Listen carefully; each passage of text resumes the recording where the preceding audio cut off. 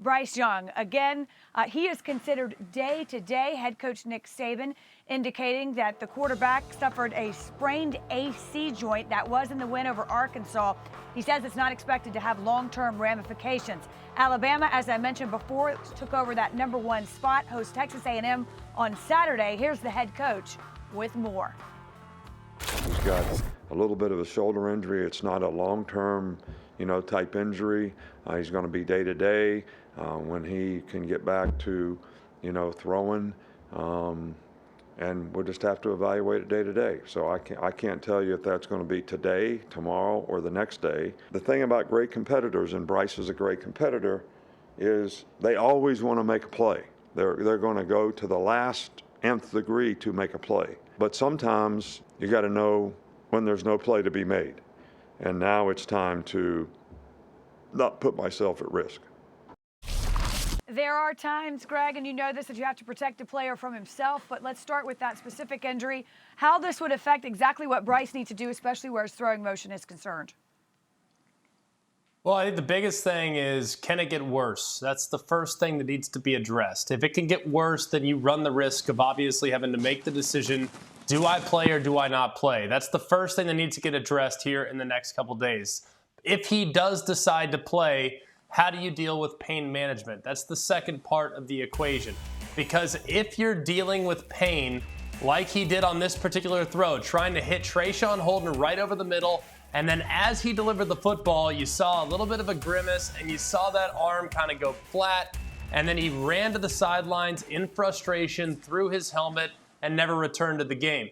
When you try to put extra velocity on the football and you're dealing with a sprain to your shoulder, it's very, very hard to drive the ball down the field and drive it with the same level of command that you normally would when sitting at 100%. So this is a considerable injury, and if it has an effect, Wendy, on his potential ability to drive the football with velocity, then I wouldn't be surprised to see them go with Jalen Milroe, who offered a bit of a spark in the run game. Well, and look, that's exactly what they will do. Jalen Milroe will be the starter if Bryce Young cannot play. And Nick Saban was also asked if there'd be any changes or additional offensive packages in for the backup quarterback. Here's what he said. Well, we already have one. So you want us to put a new one together now just because he might play, or use the old one? I mean, we can do either one. I mean, I'll go talk to the offensive coaches and see. Again, I don't talk to Jimbo on a regular basis, but I'll call him and tell him right after the conference if you want me to. I mean, you guys think I'm going to tell you what we're going to do with our offense and our team? You might as well make it up. All right, then. A little testy this afternoon. Milroe, if you're wondering, a redshirt freshman from Katy, Texas. He ranked 112th in the 2021 ESPN 300 class and was named to the 2021 Under Armour All-American roster. And before Saturday, he'd played in just 7 games at the collegiate level while completing 60% of his passes. Having said all of that, and given what you heard Greg say, Joey, is starting Milroe the smart play here for Alabama? I don't think it's the smart play unless Bryce Young can't go. I had an AC joint back a couple years ago when I played. They're extremely painful. Now, I didn't play quarterback, but my shoulder was killing me.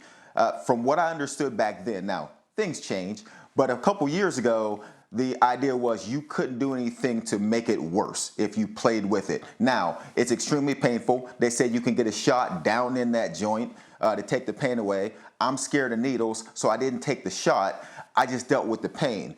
But again, I didn't play quarterback. So if Bryce Young can go and play in this game, then absolutely go play. But again, I would be very surprised if it's an AC joint and he doesn't get a shot in it. I'd be very surprised if he can go play quarterback and throw the ball with any kind of velocity or accuracy, if that is what he has. Well, what I find comical is that you referenced not once, but twice in that answer when you played a, quote, couple years ago.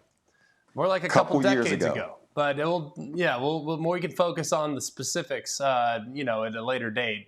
More on who Jalen Milroe is.